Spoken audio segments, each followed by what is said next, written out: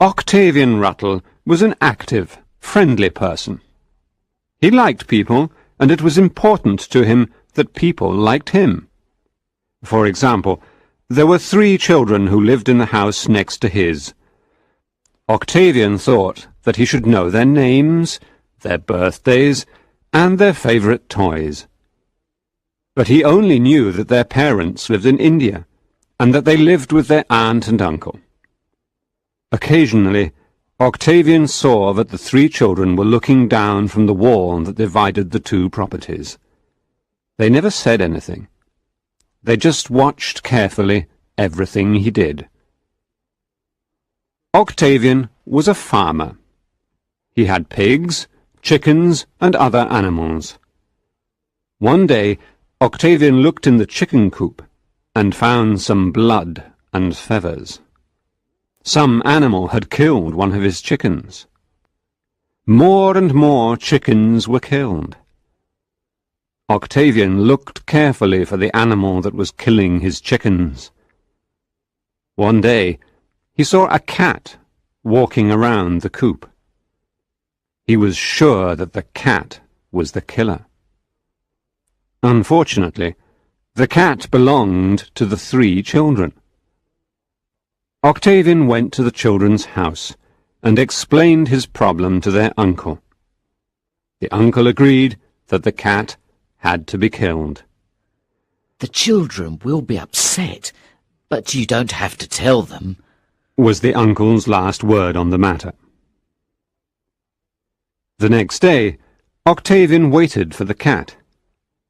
When it arrived, he shot at it with his hunting rifle. And missed it. The cat tried desperately to escape. Octavian shot again. And missed it again. Then the cat ran out into a field where there was a large oak tree. It climbed up the tree, and now it was trapped.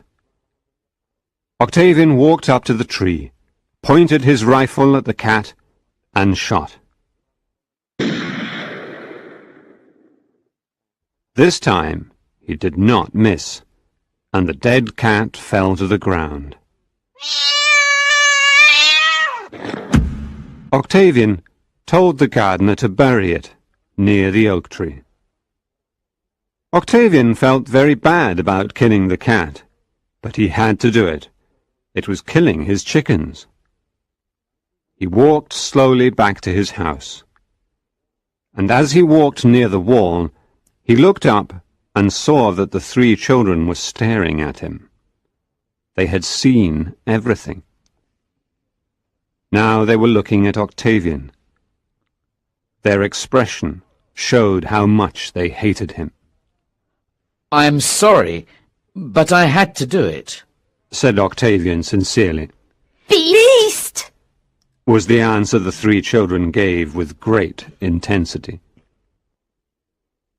He saw that it was impossible to explain the situation to the children at that moment. He decided to wait a few days before he tried to make peace with them. 2 days later, he went to the sweet shop and asked for a large box of chocolates. He didn't want the first 2 boxes that the shopkeeper showed him. One had a picture of a cat on the cover, and the other had a picture of some chickens.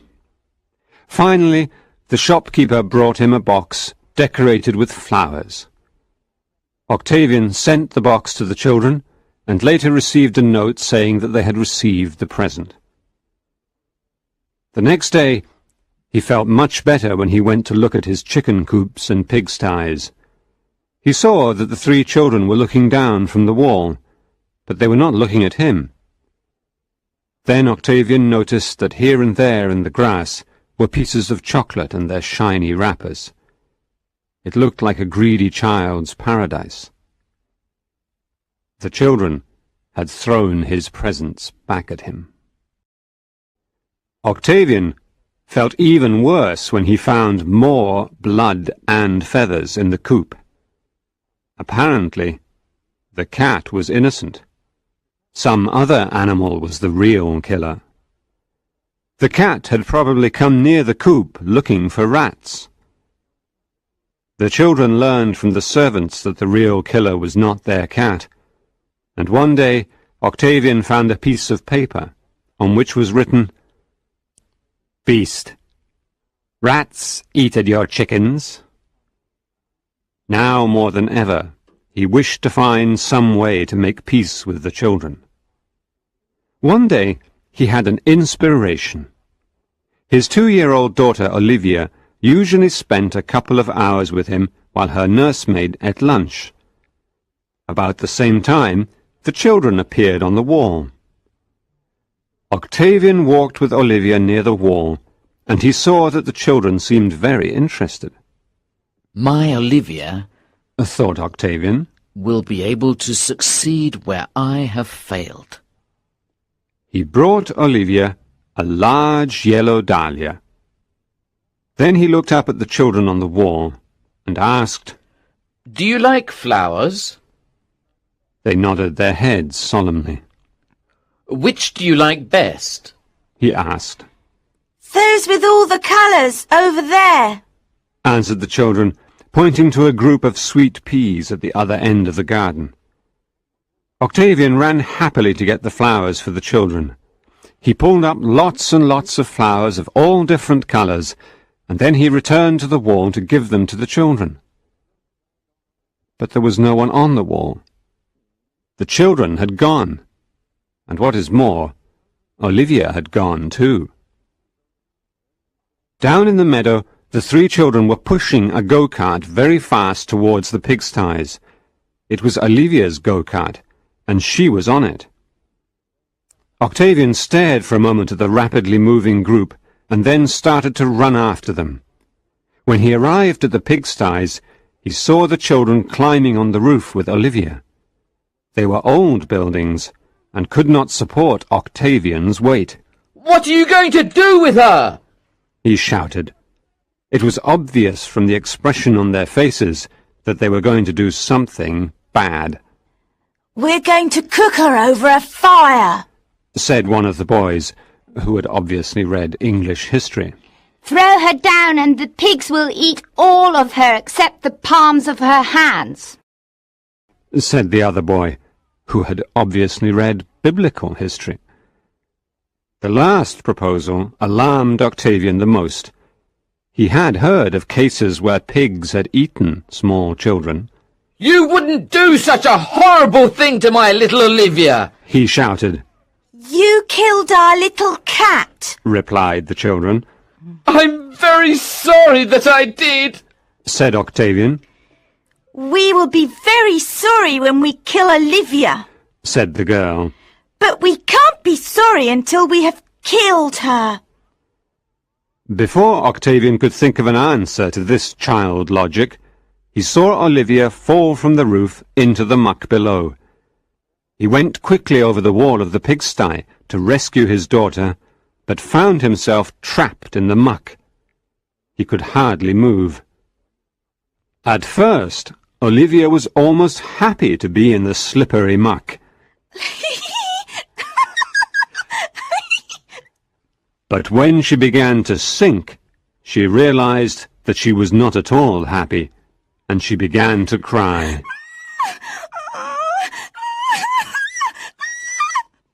Octavian battled with the muck, but he could not move. I can't reach her in time! He shouted. She'll die in the muck! Won't you help her? No one helped our cat. The children reminded him. I'll do anything to show you that I am really and truly sorry, Cried Octavian. Will you stand wearing only your white shirt by the cat's grave? Yes! Screamed Octavian. Holding a candle? Asked one of the boys. And saying, I'm a miserable beast? Asked the girl. Yes! Yes! Answered Octavian.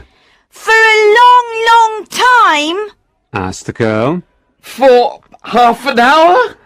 Said Octavian anxiously. He had read that a German king had done penance by standing outside in only his shirt for 5 days and 5 nights at Christmas time. Fortunately, the children had not read any German history, and half an hour seemed like enough time to them. They threw down a ladder, and Octavian was able to save Olivia.